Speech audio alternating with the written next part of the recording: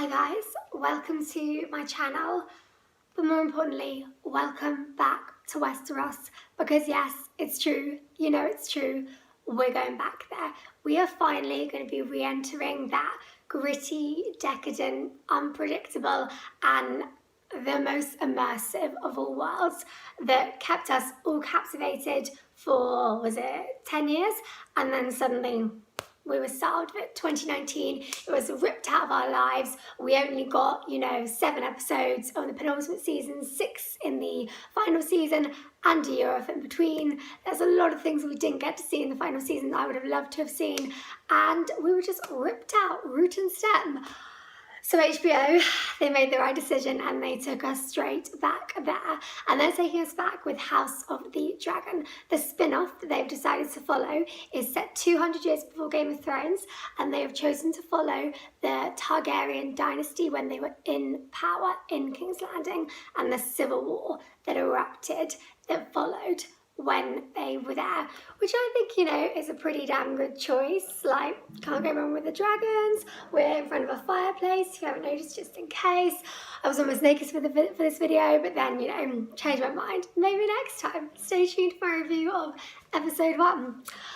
But yeah, I am buzzing. I think this may not be my favourite TV show ever, but I think it is the most entertaining TV show ever, and it immerses us like no other. And there's just so much always for everyone to get hooked on in every way, for the emotion, for the drama, for the intrigue. With Game of Thrones, that story, it was in like some of our dreams. We just couldn't wait to see how it ended. And now it's like, we get to go and do that again. Or do we? This is the question. This isn't Game of Thrones season 9. It isn't a rewatch of Game of Thrones. This is a brand new show. And is this something we'll watch for 2 episodes and then go, oh, okay, this is just something, they slapped the same names on it, but it's not got that lightning in the bottle, it's not got that magic, and people won't really, get immersed, won't stay tuned, could get cancelled after 1 season if it really doesn't hit the spot. It's possible. So in this video, I'm going to lay out why I think that could happen and why I think it probably won't. Okay, so first of all, let's just get into the 3 main names that are kind of the team behind the show. So the first one you might know, George R.R. Martin. So obviously he is the creator of the Song of Ice and Fire books, and Game of Thrones was his world, his creation, his dream that was brought to life for all of us. And the more I kind of read little bits of his work or just hear about some of his ideas, the more I kind of realise what a genius he is, and a twisted genius, which is the best kind of genius.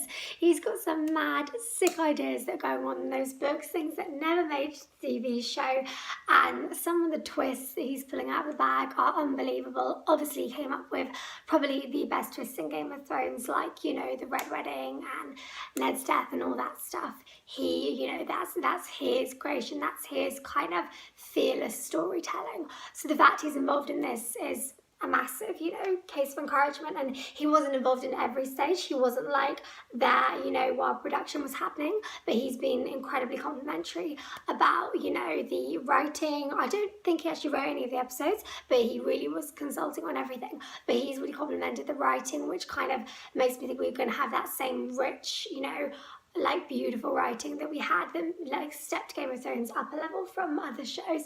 And he's been incredibly complimentary about Paddy Considine's performance and said everything he's seen of the show looks beautiful. So yeah, it's that's obviously a massive cause of encouragement.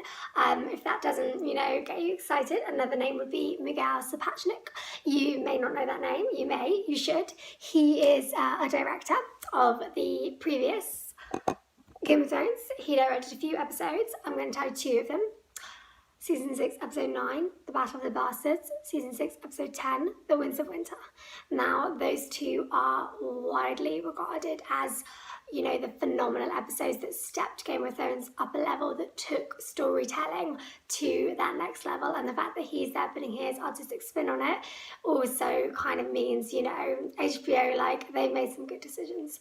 We also have Ryan Condal, who is the showrunner for Colony. I know less about his work, but he's, you know, a very established showrunner, and he must be on this project for a reason. So that's kind of the team that we've got, you know, going on behind it. So now the story, it's all Targaryens, and it's so fabulous, you know, that they're kind of one of the most interesting and wild families, and we get to see dragons, and it looks like from trailers we're going to see a lot of dragons. What is it, like 6, 7 dragons? And they're going to be up to all sorts. They're going to be dancing, you know. But the fact that it's only Targaryens, like, maybe that will mean that it won't hit the spot in the same way that Game of Thrones did, because we're going to have none of those Starks, none of that gritty northern politics and the deep emotion that came from seeing somebody like the Starks be torn apart. We're getting no Lannisters. We're getting none of those bitchy, savage Lannisters. We're getting none of those, you know, smirky, flirty Tyrells. You know, that's what's kind of like being presented to us so far. I guess we're going to be introduced to other people at court and see what kind of the rest of the world has to offer. But I think maybe a show focusing on just the one family, I'd say the same if there was a show that just focused on Lannisters. It means that we're just getting less of the variety and less to get our teeth into. So that could be a reason why this show won't actually have the same magic and the same contrast as the others. I should also tell you about the actors. So off the top of my head, here's kind of 4 actors that are involved. We got Matt Smith, Paddy Constantine, Olivia Cook, Rhys Ifans. So I recognise all those names. I've seen quite a bit of their work. Obviously Matt Smith, you know, is very kind of steeped in the fantasy world anyway, having been Doctor Who. And I think this might be, definitely not necessarily, but it might be a bad thing, because one of the things that made Game of Thrones such a kind of magical hit and was so kind of surprising, and I think was part of why we were able to be so immersed, is that it kind of showed that a show could become such a phenomenon without a ton of A-list actors behind it. Sean Bean was the only, you know, kind of more majorly famous household name, and he was killed in the first season. And obviously there were so many actors that were newbies, all the child actors, Varya and Sansa, and, you know, those 2 kind of leads that rose to be the real leads at the end, Daenerys and Jon Snow. That was like their first job out of drama school pretty much. And I think that really kind of added to like the magic. And when I saw that they had some of those actors, like, I don't know if I'm going to like just see Olivia Cook, and I don't know if I'm going to kind of see Matt Smith being a Targaryen. And I feel like if I was the showrunner, they didn't need to have the A-listers, because the name of George R. R. Martin, Dragons, Westeros, Targaryens, that's the A-list. I don't think I would have gone in that direction of casting kind of super famous people. But what do I know? They probably cast them for a reason. I try to stay away from too many trailers because I don't like to get like spoilers at all, but I've just seen like a glimpse of Matt Smith like riding on a horse looking like a savage, and I was like, okay, I don't like he's doing a pretty good job. So, you know, there's still something to get excited about, but that's just something I'm kind of like bearing in mind and just hoping it doesn't take away any of the illusions. Okay. The most important thing that I want to see from this show, and the reason that Game of Thrones was just delicious, was that it was deliciously bad, deliciously evil. It felt almost no hold bars, like there was nothing they couldn't or wouldn't show. We saw, you know, a girl being burnt alive by her dad. We saw it all. And I want that. I want the brothels. I want the Ramsays. I want another Theon storyline. I want that scene in Dawn in the cells. I want Sansa, you know, somebody like Sansa going through it. I want to see it all. I'm here for a bad, sad, dirty time. That's why I'm tuning in. And I'm really hoping I'm getting that. And I would think this is the Game of Thrones world. Of course we will. I did read an article that I just kind of want to ignore. I'm trying to put it out my head because it just kind of was like trying to put people off. But it used like the W word to describe this series, and maybe said that it was like toning it down a lot and trying not to be as controversial. That's not HBO's style. That's not George R. R. Martin's style.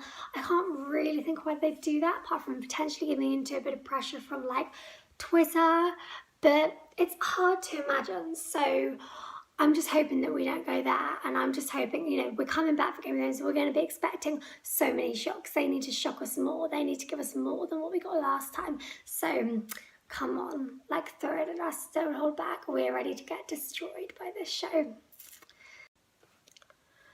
So reasons why I think that this is obviously going to pay off and be just as popular. Could it even be better? I don't even want to kind of go there yet. You know, we're going to have to see a few episodes before we know, but anything's possible.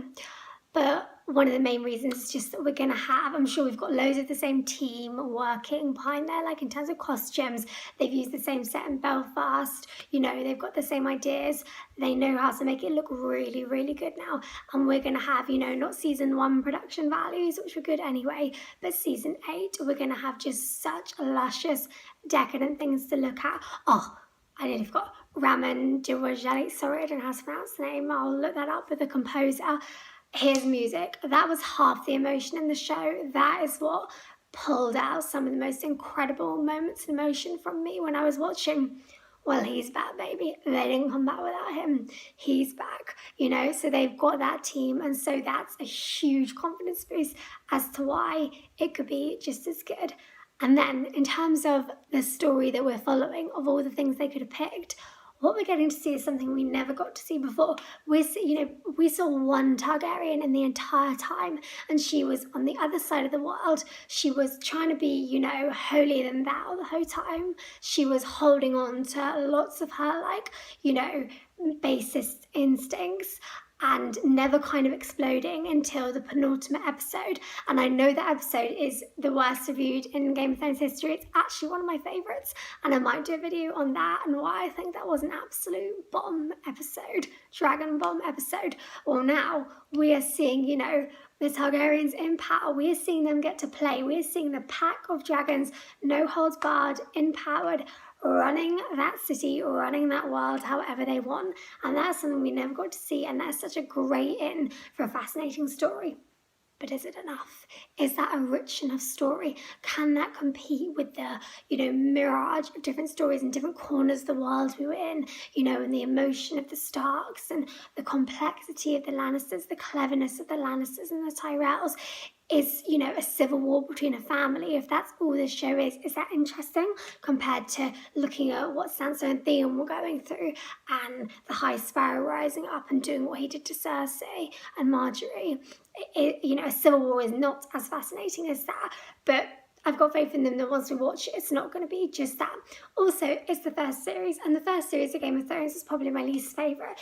It was just the most kind of, you know, cliche and the least complex. It was a man, you know, sent to serve the king, brings his daughters with him, lots of kind of corruption goes on around him, politics, and horror comes on his family. Then we got Daenerys' storyline to the side, Jon Snow's storyline to the other side, and that was all. And it was when we built into the further series, we got those incredible payoffs, and we got to get to the moments like the Battle of the Bastards.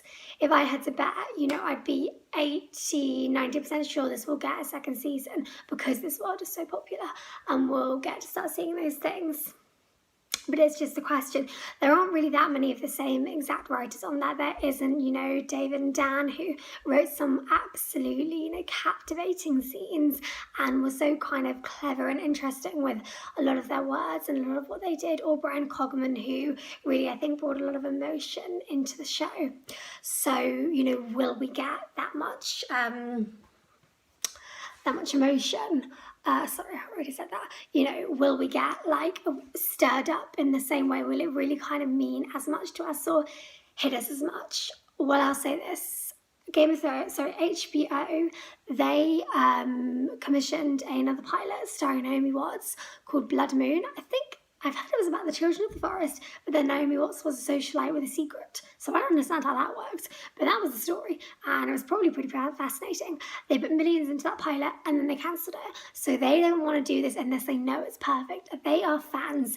They know the reaction the show has. They like the reaction the show gets, and that's what they're after. And the fact that they threw away a pilot after all that proves that they're not going to be doing something unless it's almost pretty damn perfect. So guys, I would say, you know, rock and roll. Now, one thing, HBO has about 7 spin-offs in the pipeline for this world, all working with George R. R. Martin.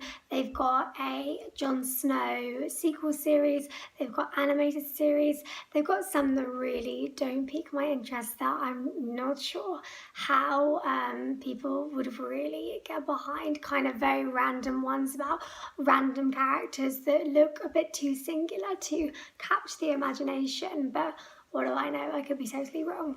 I know that, you know, the sequel, it's never better than the original. I know that, you know, the words cash cow and milking the cow are going to be thrown around.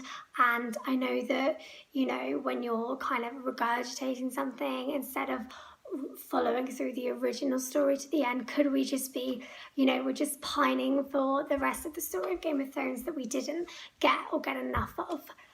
But I'll tell you this, you'd have to send me to Ramsay Bolton, then to Joffrey, then to the Mountain, then to Qyburn to stop me from watching. I'll be watching, I'll be reviewing episode 1, and I'll hopefully see you here on Tuesday so we can talk all about it. Enjoy the show, guys. Ride a dragon, stay safe, and see you soon.